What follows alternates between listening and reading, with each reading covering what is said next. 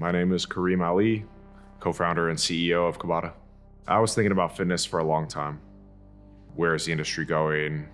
How can we revolutionize it? The industry had to become more tech forward, more data driven, a lot of that stuff.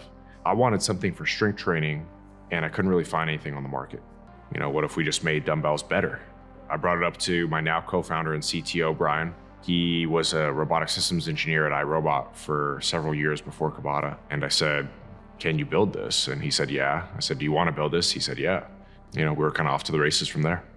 We ended up working with some pretty amazing designers and engineers, some of the best designers in the world, actually, to really build something that's under 2 by 2 square feet of space, which it is, combining 12 sets of dumbbells into one. We wanted them to be a statement piece in the home.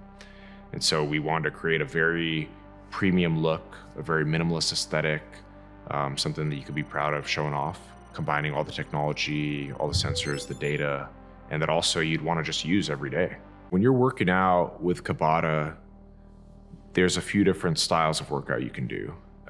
You can do the self-guided GIFs, just kind of follow along with some videos. You can kind of run your own workouts. You can do classes, recorded classes. We're counting, we're tracking your velocity, we're tracking every metric you could think of. Reps, sets, time under tension, velocity, volume, power, acceleration, intensity, fatigue. We track all that, we run analytics on all that. So we know exactly what weight you need for every move. We know exactly what move you should be doing every day. We know exactly what muscles you should be hitting for your goals. We're making fitness and strength training much more easy, fun, engaging, efficient, effective, personalized than it's ever been.